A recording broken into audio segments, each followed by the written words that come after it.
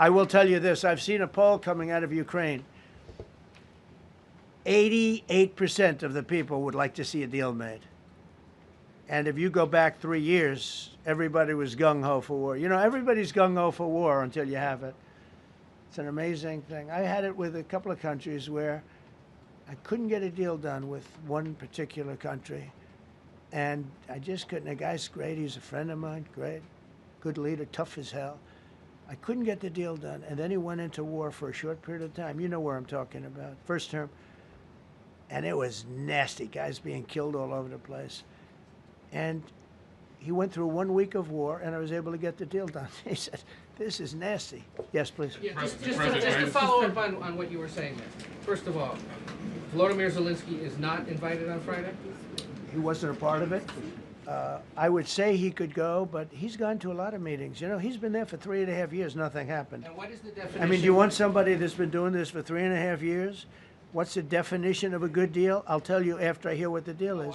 Because there could be many definitions. You know, you're talking about a very large and complex situation. Now, I tell you, the war that I just settled with Azerbaijan and with, as you know, and Armenia was almost as complex as this one, having to do with routes, trade. Meeting on Friday with Vladimir Putin. Well, we're going to have a meeting with Vladimir Putin, and at the end of that meeting, probably in the first 2 minutes, I'll know exactly whether or not a deal can be made. How will you know that? Because that's what I do. I make deals. Yeah, please, go ahead. Yeah, thank you, Mr. President. I'm going to ask you 2 questions, one about China, one about Russia, if I could. On China, your administration agreed to send the most advanced or advanced Nvidia and AMD chips. No, obsolete. No. Obsolete chip. Well, and then 15% of the You profits mean the come 20s? No. This is an old chip that China already has. And I deal with Jensen, who's a great guy, and Nvidia. The chip that we're talking about, the H20, it's an old chip. China already has it in a different form, different name, but they have it.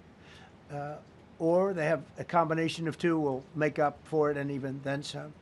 Now, Jensen Jensen's a very brilliant guy, and Jensen also has a new chip, the Blackwell. Do you know what the Blackwell is? The Blackwell is super duper advanced. I wouldn't make a deal with that, although it's possible I'd make a deal, a somewhat enhanced in a negative way Blackwell. In other words, take 30% to 50% off of it.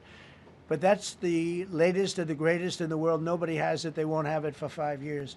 But the H20 is obsolete. You know, it's one of those things. But it still has a market. So I said, listen, I want 20% if I'm going to approve this for you, for the country, for our country, for the U.S. I don't want it myself. You know, every time I say, like 747, I want, yeah, for the Air Force.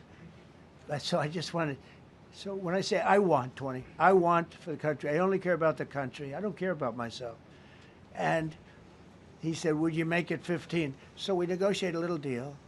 So he's selling a essentially old chip that Huawei has a similar chip, a chip that does the same thing. And I said, good, if I'm going to give it to you, because they have a, they have a stopper, what we call a stopper, not allowed to do it. It's really known as a restrictive covenant. And I said, if I'm going to do that, I want you to pay us as a country something, because I'm giving you a release. I released them only from the H20. Now, on the Blackwell, I think he's coming to see me again about that.